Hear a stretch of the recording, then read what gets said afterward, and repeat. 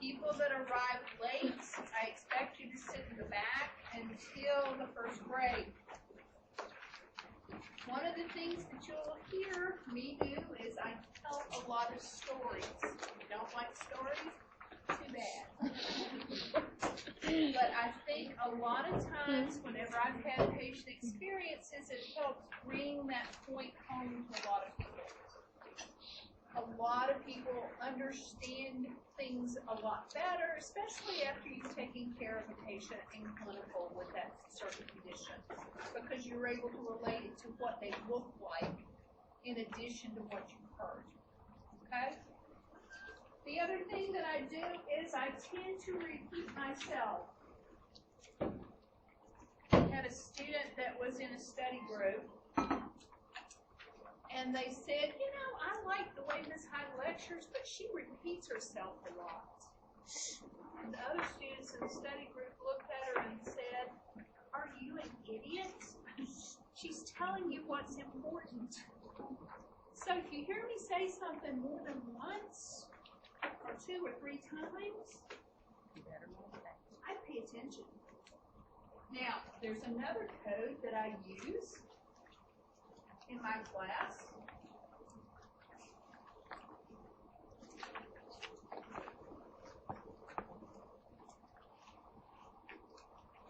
KTOD. You may be called a KTOD. Know this or die. Okay?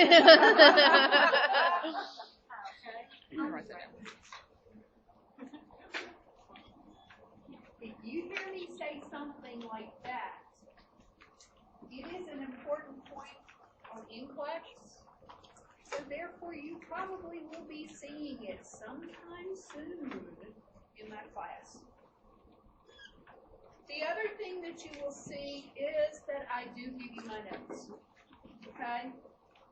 A lot of times what you will find is that the notes are stuff that I have gotten from evidence-based practice, like clinical guidelines, or resources, or things I've read.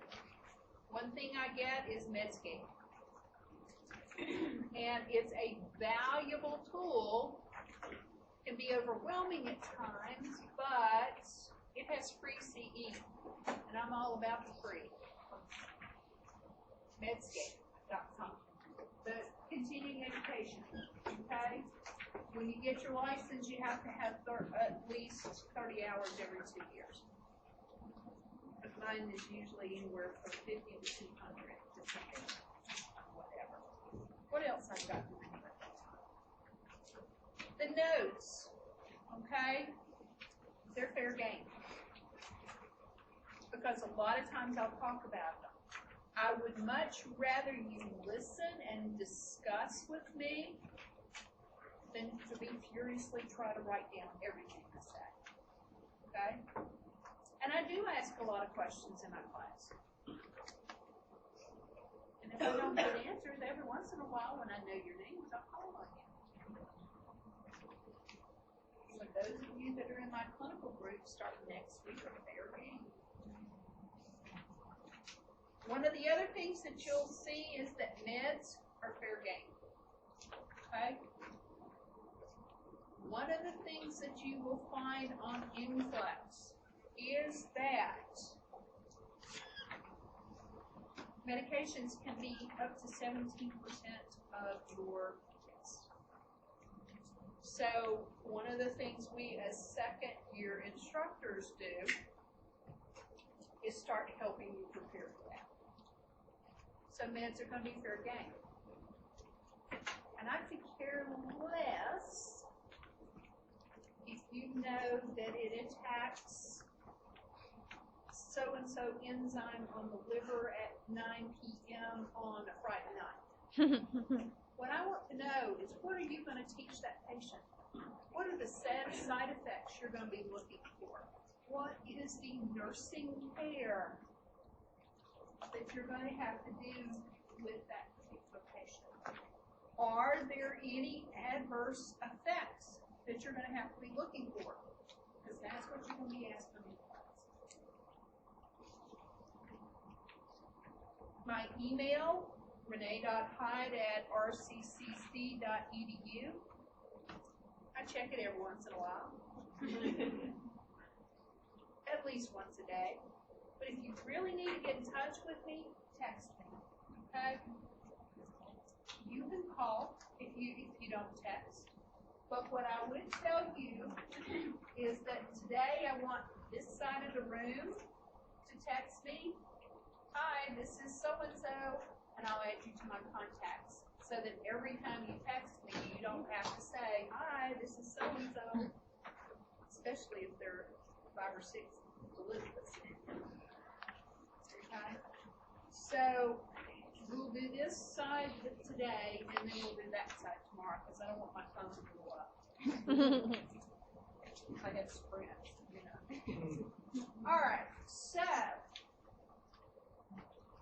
tests. We're starting this summer with second level type content. Okay? So expect to see a lot of select all that applies. Expect to see a lot of alternative formats.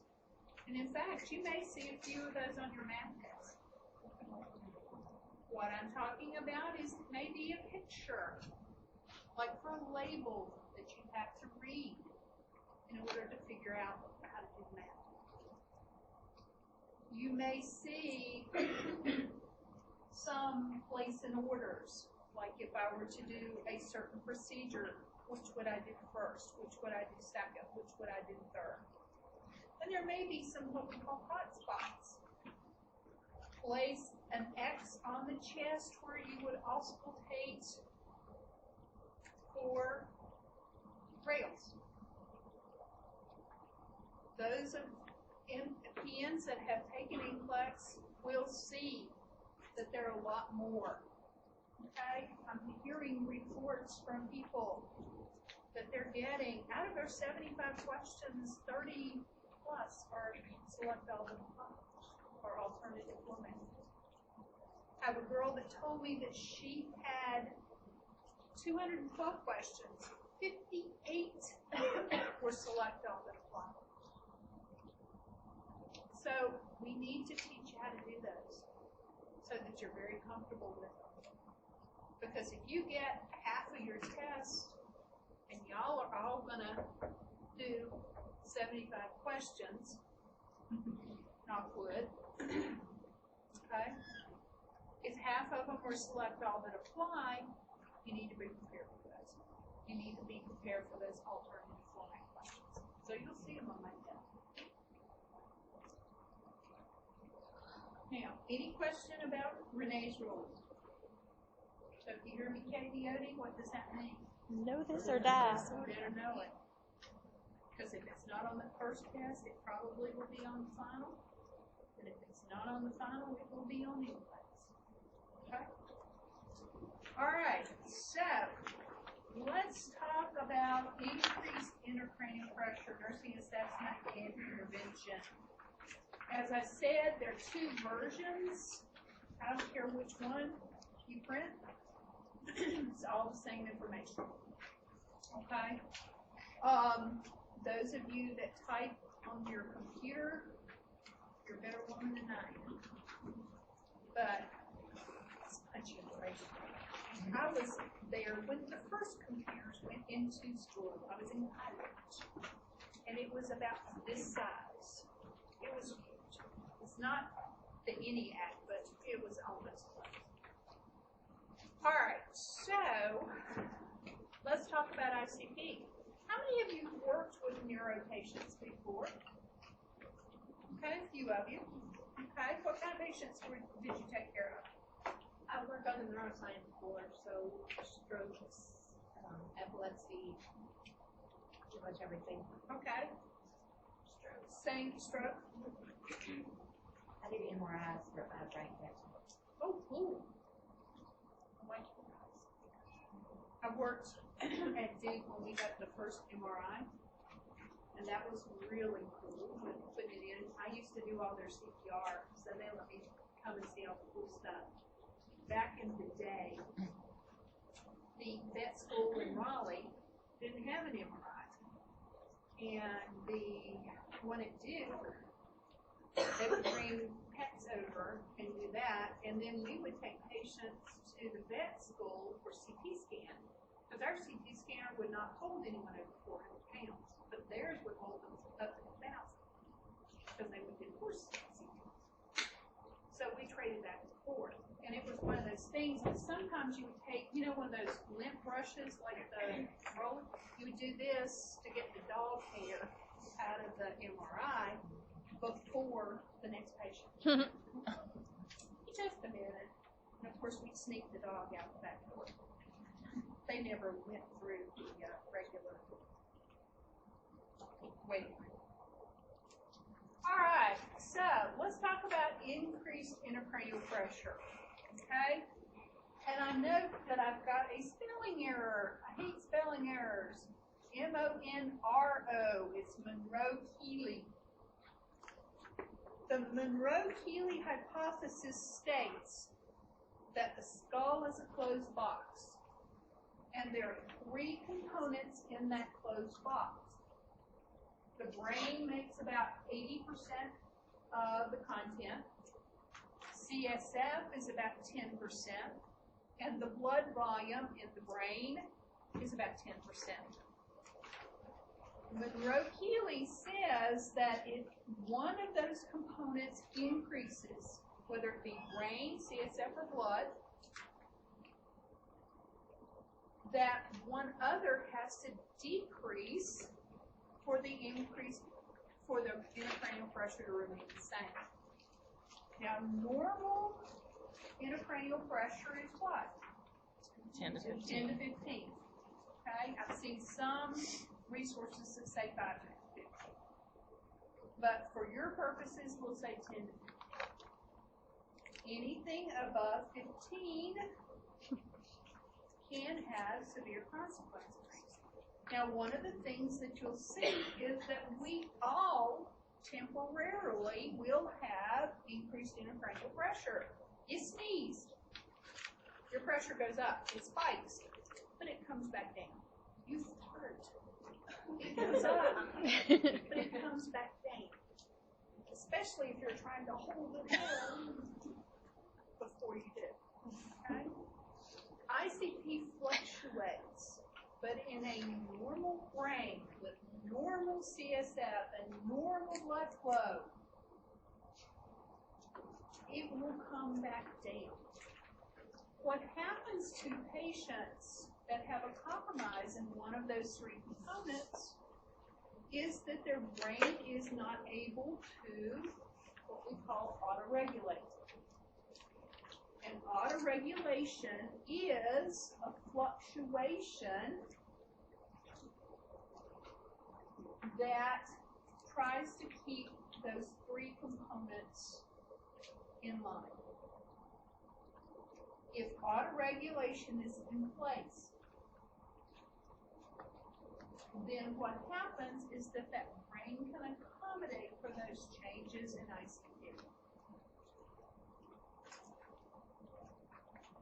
So, say for example, with your patients with that brain tumor, their brain volume has increased. So what happens? Typically, the first thing to decrease will be CSF. The brain shunts the CSF out of the brain cavity into the spinal cord to decrease that pressure. Well, what if that CSF is not enough to decrease that pressure? Then what happens is that the blood from the venous sinuses, where it sort of pulls to go drain back into the body, will decrease. Eventually what happens is that arterial blood that's coming to the brain gets blocked. And then we got a whole other set of problems. Okay? So with Monroe-Healy, think about those 3 components. If one increases, the other 2 have to. Now, say for example, we have an increase in blood. like for your patients with hemorrhagic stroke. Hemorrhagic stroke basically means there's a vessel that's burst and you have a drastic, rapid increase. Because a lot of times what you will see is a very large bleed. Well, what happens? Well, the brain,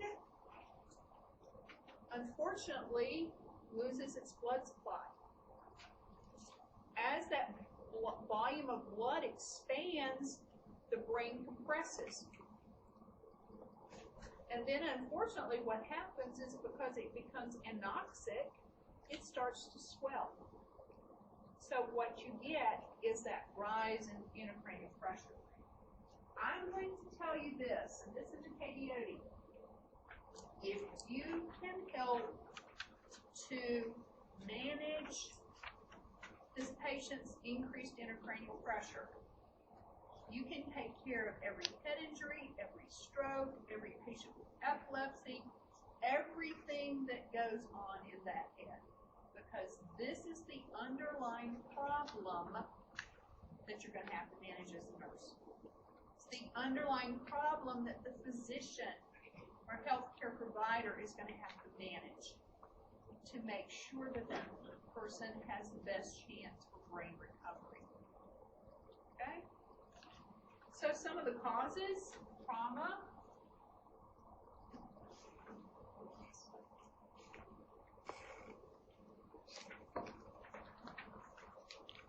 All right, my batteries have just died.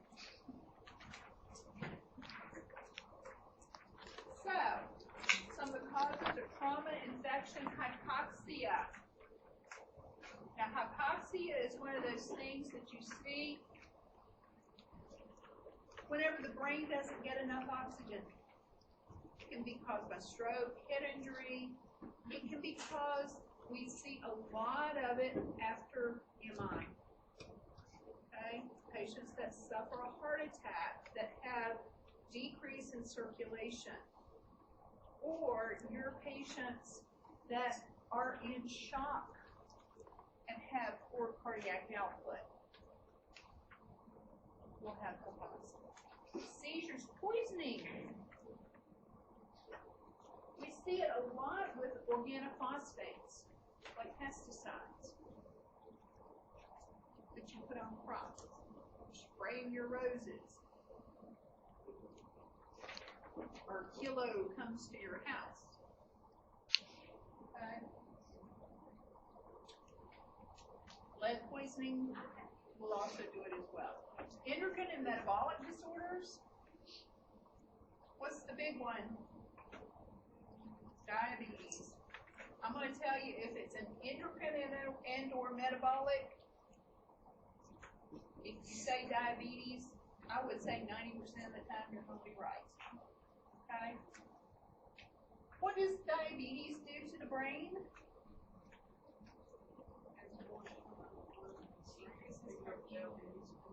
Right. Right. The brain basically will absorb more glucose. Yeah, glucose is their major energy source. And we need to give this person a source of glucose. But what we have found through all studies is that if you don't keep their blood sugar under 200, the chance for full recovery lessens by about 50%. So you will see that we are really shooting for that 180 glucose level with these patients. 50%. Electrolytes and acid-base imbalance. What electrolytes? Sodium, potassium, chloride. Sodium is going to be your biggie, okay? And I will tell you either very low sodium, i.e. under 120, or high sodium, i.e. over 150, will cause seizures in these patients and increase their ICP. So it's going to be one that we are going to watch very, very closely. Now, some of the clinical manifestations that you're going to see as the ICP rises, cerebral perfusion is going to fall. That brain, as a general rule, takes 15 to 20% of the total cardiac output off the top. And if it doesn't get it, it's not happy. That's where you DFO. Done, fell out. Okay? You DFO on the floor. So what you're going to see is that typically you're going to see someone that has anoxic brain, and that anoxia will cause that ICP to rise because that tissue becomes anoxic or ischemic. And what does tissue that becomes anoxic or ischemic do? It dies, and it also swells around the area. Okay?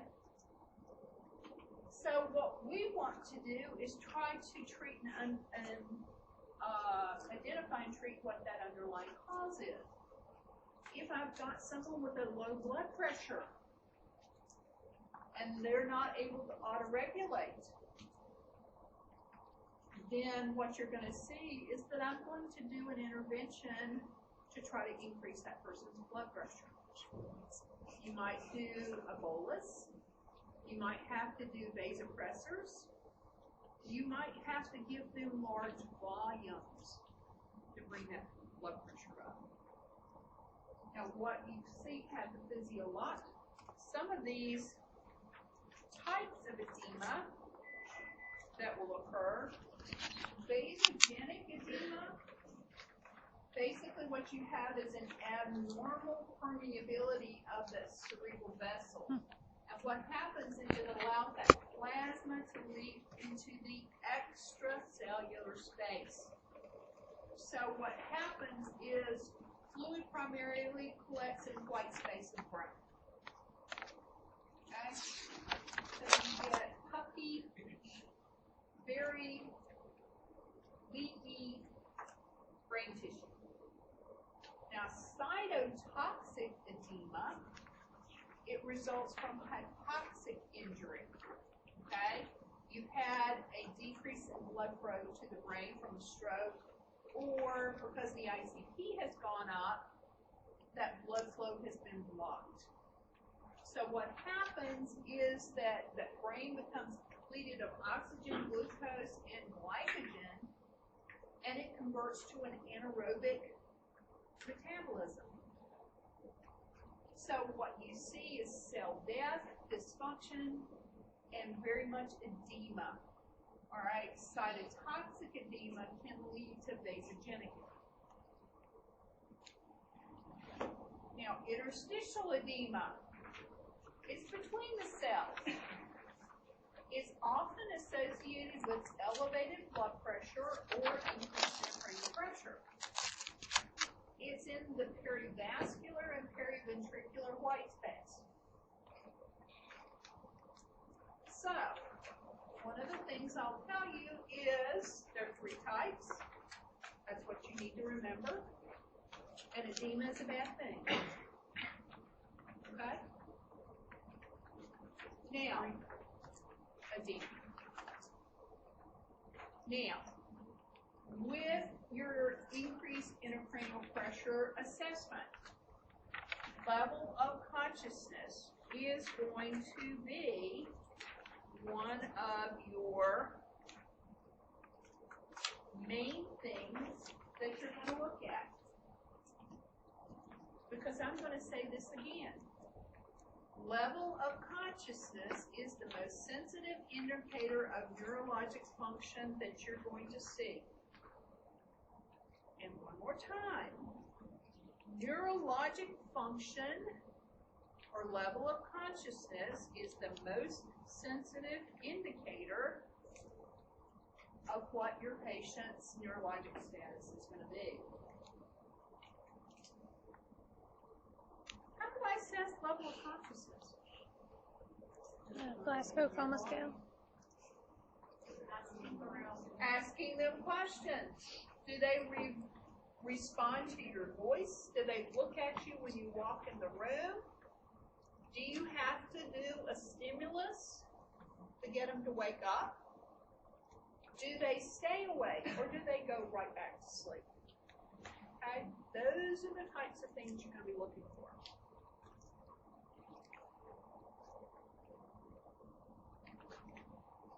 Vital signs. What have we learned about vital signs in shock? Blood pressure drops. Blood pressure drops. Tachycardic. They're tachycardic. What about their respiratory status? It's usually up. Okay? This is different. What you see, and this is a very late sign. If you see this Cushing's triad, you've missed something. With Cushing's triad, what we have is a widening pulse pressure. Their blood pressure is elevated. Their systolic. But their diastolic is dropping.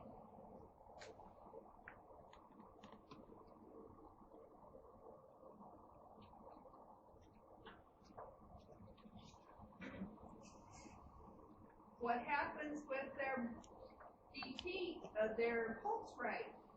Goes up. It slows, it drops. So you have a low pulse. And what about your respiration? Again, a drop. And in fact, a lot of times what you will see in these patients is what we call Cheyne-Stokes respiration, Cheyne-Stokes, S-T-O-K-E-S. And Cheyne-Stokes respirations are a crescendo, decrescendo with periods of apnea that get more pronounced as they go along. So what you see with that patient is something like this.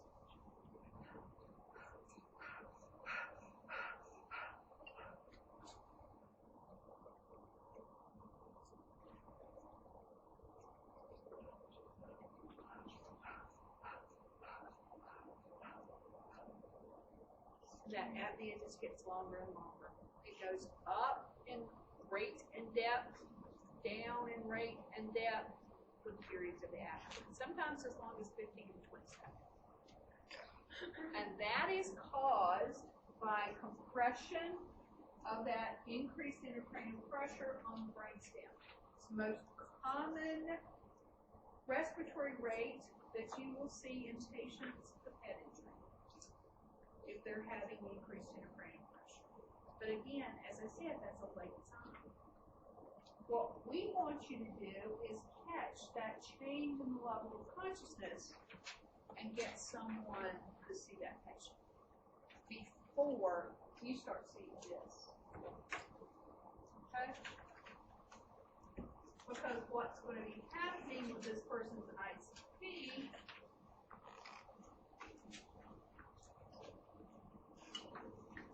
they're the deer in the headlights. Okay. Give an example. I was taking care of this 22-year-old that had been at the party, wrong place, wrong time. And one of her friends' boyfriend came in and started shooting. And unfortunately, hit her instead of the person he was aiming at, because he was throwing wild shots. Well, what happened is that it was a 22, and what you get with a 22 is ricochet, because once it enters the skull, often it is not strong enough to make an exit way. So you get ricochet throughout the brain. And the damage was so severe that her family made the decision to let her go. And as I was caring for this 22-year-old that had just graduated from college, This is what I was watching. To the point where I saw that she herniated.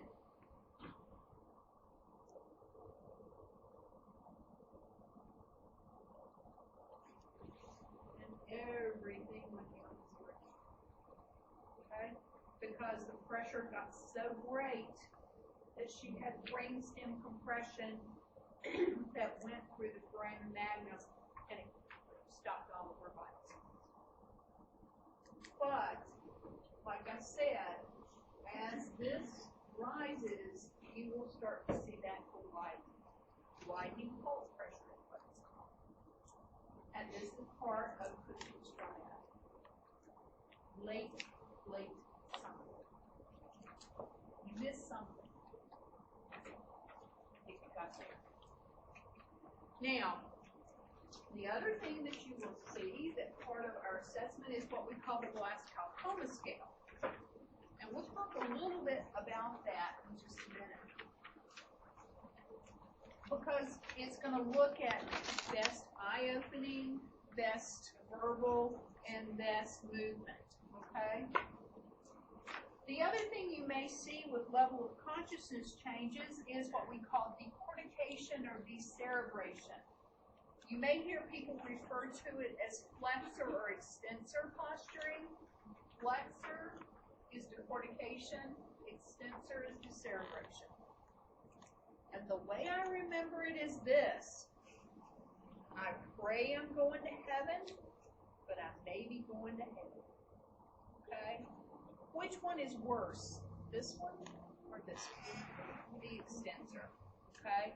Because basically decortication, what you see with that is this. Their arms are flexed toward the midline. Often you will see legs that are extended and stiff as well. This is someone that has damage to the cortical lobes of the brain, either that frontal, parietal, temporal, or occipital lobe. Okay? Their cerebral hemispheres have some kind of damage. But whenever you see extensor posturing, like this, okay, there's damage to the brainstem, which is a far worse prognostic sign because, remember, that's where our Center for Vital Sign Regulation, our Center for Pulse and Heartbeat, and our respiratory function is, okay, in that midbrain. So, decortication, decerebration, okay, remember those are fairly poorly prognostic signs. But if you have had someone that has been a little sleepy, a little hard to arouse, you arouse them and they go back to sleep in 15 seconds, and then they started doing this, that's a neurological change. And you need to inform the healthcare provider. If you've got someone that's doing this, and they start doing this, you definitely need to get someone out there because they're now starting to have compression on that brainstem. Okay? And that's known as herniation. And herniation is a bad thing. Okay? So, what we also see is pupillary findings. You know, whenever you check pupillary response, most of the time what you will see is that someone with brain damage or damage to, remember, which cranial nerve does pupillary response? Three. Number 3. Correct. Okay? So that is one of the things that you need to remember. Okay? Cranial nerve 1, which is the olfactory, basically sits on the frontal nerve lobe. Cranial nerve 2, the optic, is sort of in the middle of the brain, but cranial nerve number 3 is the first one that exits off the brainstem. So if you're starting to see brainstem compression or compression in that back area because of increasing your cranial pressure, you will start to see pupillary changes. But I'm going to tell you, level of consciousness will change hours to days before you start seeing pupil changes. Okay? So, most people, what we hope to see is pupils are equal and reactive to light. A lot of people have pupils that are size 2 to 6. Usually that's what we see normally. But when they get above 6 and are slow to respond, that's where we get really worried. Remember, what's a brisk reaction? You should see it within what? 3 seconds. Just like capillary refill. Okay? Pupils that are sluggish take more than that 3 seconds. It may take 5, they may take 10. Yep. To 6. Now, a fixed, dilated pupil, or one that does not respond, can be signs of neurologic emergency. It also can be signs that your patient has some kind of eye injury. It's always good to know what your patient's history is. Had a student that was taking care of this patient over on Neuro. We were downtown at Maine. Mrs. Hyde, you need to come here. My pupil's not reacting. I said, which one? That left. I said, okay. But you told me it was a neurologic emergency. And I said, it doesn't matter how long you shine that flashlight into this glass eye, it's not going to react. Know what your patient's history is. Blind eyes, eyes with cataracts often don't react very briskly. Okay? So you need to know what that history is. And glass eyes don't react at all.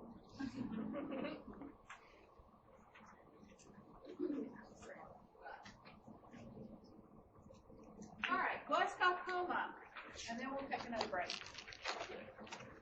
Glaucoma basically is a scale that is used a lot in emergency situations to tell me a little bit about what this person's level of consciousness is. Now, with glaucoma, what you see is they get a score for eye opening. If it's spontaneous, meaning that they may be asleep, you walk into the room and they turn and look at you, you give them a 4. Motor response, obeys commands, localizes pain. Okay, normal flexion, abnormal flexion, that's either the cortical or the cerebration, or no response. Okay, so if they obey commands, squeezing their hand on the right side, but they're paralyzed on the left, they still give 6. Okay? Now, verbal response, oriented, confused conversation. Well, what's the difference? What are the usual questions we ask about orientation? Person, place, and time. Okay? The other one that I use is a neuronurse's situation. Do you know why you're in the hospital? So instead of A and O times 3, I'm A and O times 4. Okay? But if they answer all those questions and then they tell me to go in that little room there and milk the cow, had it done. Confused conversation. Inappropriate words. That would be verbal words, or snort, or narf. Unless you're saying, let people, we're taking over the world. Incomprehensible sounds, that might be mumbling under their breath, okay? Inappropriate words are not words with cursing. If you just pinch them to get a response and they curse at you, that's an appropriate word, okay? So you score them the best. Okay, like I said, motor response, if only one side works, what's the best on that one side? Now, highest possible score is 15.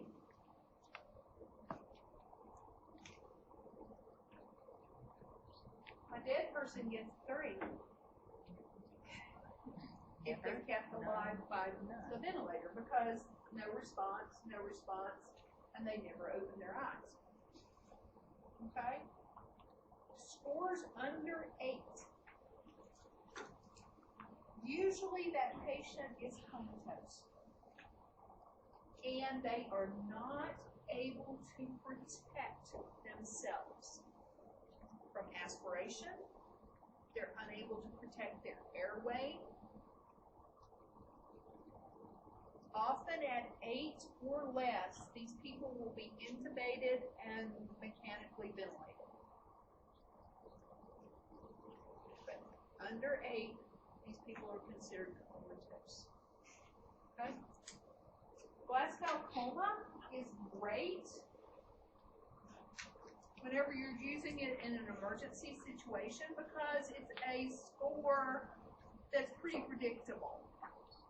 However, you will see it used occasionally in some acute care units, but a lot of rehab units and other neuro units go with another score, like Rancho Los Amigos or something like that, because it will break it down side to side.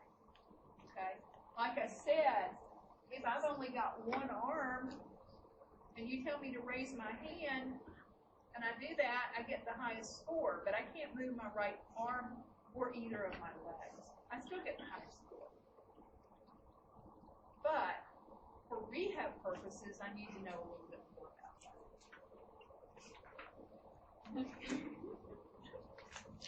Dirty word. All right, so let's look at growth and development. Makes a difference in whether it's a kid and whether it's an adult. How am I going to score a 2-year-old versus a 42-year-old? Okay? Think about that with eye opening. Is it spontaneous or response to stimulus? Crying in an infant is a positive response. Okay? That's what they do. That's how they verbally communicate. Anyone that's ever had a 2-year-old knows that they say no, no, no to everything. It's also appropriate. Think about their age whenever you're gauging this. With their motor response, it's probably the most critical because those kids cannot control their reflex. They may refuse to open their eyes or talk to strangers, but they automatically respond to appropriate stimuli.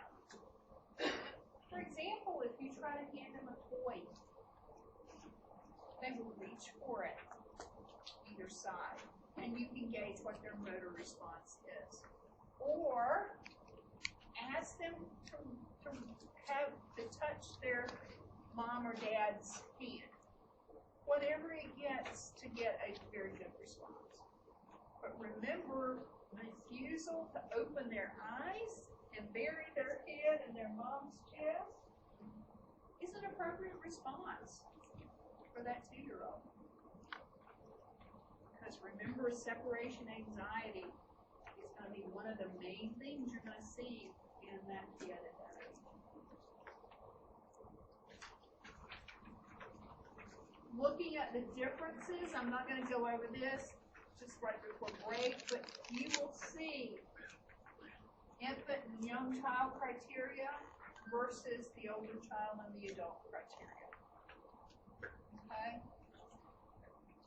And yes, I do test through all age groups.